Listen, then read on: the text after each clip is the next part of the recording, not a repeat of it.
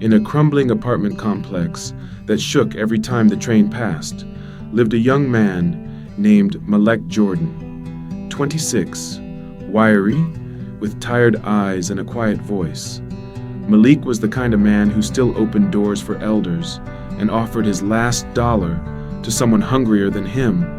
His mom, Miss Denise, had raised him on those values.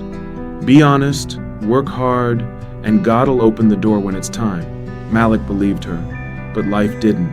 He'd graduated top of his class from community college, sent out hundreds of job applications, got dressed in his one good suit over and over again, only to get ghosted or turned down. You're not quite what we're looking for. We went with someone with more experience. Malik kept smiling, but every no felt like a slap. All the while, Miss Denise, once a nurse, once a firecracker, was fading. Lupus had taken over. Some days she couldn't get out of bed. Medicaid barely covered anything. The fridge hummed with emptiness. Malik felt like he was watching the world pass by with his face pressed to the glass. Still, he dreamed. He dreamed of giving his mama a better life, a house with a porch, and a garden out back where she could feel the sun on her face. He didn't want riches.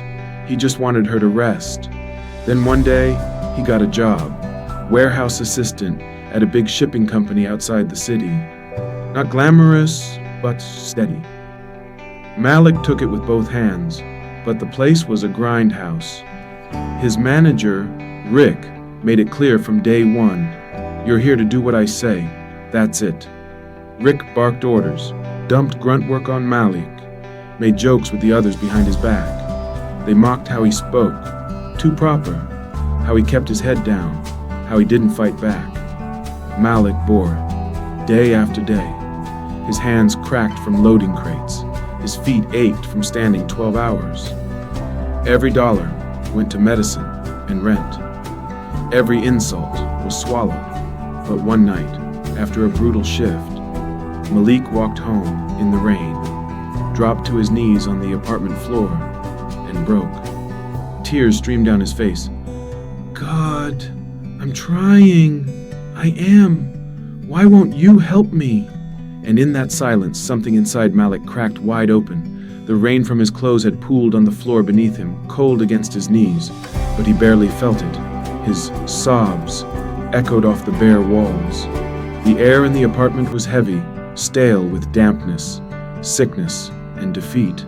And for a moment, he thought, maybe this was it. Maybe this was how a man broke for good. But then, through the exhaustion and the ache, he felt it. A pulse, a flicker, like embers deep in a dying fire suddenly catching wind. Not a voice, not words whispered from some heavenly place, but a heat blooming in his chest, steady and defiant. "Get up." The words weren't said, but they were felt, carved into his bones like a memory he'd forgotten he carried. "You keep going. You know who you are. Don't let them take that from you." His mama's voice, the lessons she'd planted in him, the quiet dignity of his grandfather's hands, rough and calloused, but steady. The ancestors, the prayers, the blood that refused to yield. When the time comes, be ready. And for the first time in weeks, Malik's breathing slowed. The tears didn't stop, but beneath them was something sharper than pain, a promise. He didn't know how or when, but he knew this storm wouldn't have the last word. Not if he stood back up. Weeks passed. Nothing changed. Until one Friday, the warehouse network crashed, orders vanished, trucks sat idle, and Rick lost it. Red-faced, shouting useless orders, he kicked pallets and blamed Malik. "This your fault," he spat, jabbing a finger in Malik's face. But Rick had no answers, just tantrums and empty threats. Malik had been ready. Quiet nights, he'd studied the patterns, built his own spreadsheet, simple, fast, resilient.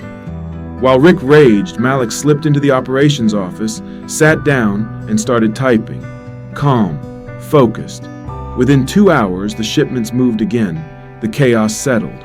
The district manager saw everything. Rick didn't get transferred, he got fired. Malik got promoted. And the ones who mocked, college boy? Now they called him boss. Not just a pay bump, he was now team lead of logistics coordination. Within 6 months, he moved Miss Denise out of the apartment and into a small ranch-style home with sunlight and a garden full of hydrangeas. Miss Denise wept when Malik told her. She held his hand tight, eyes shining with tears that carried both pride and relief. For a long moment, she just looked at him. The boy she raised, and the man he'd become all at once. "I told you," she whispered, her voice soft but sure. God never forgets his faithful. Years later, folks asked Malik how he did it, how he climbed from nothing. He'd just smile, his eyes carrying the weight of struggles he'd survived. "Life will try to break you," he'd say, "but if you know who you are and you keep walking even when it hurts, God'll break the storm for you."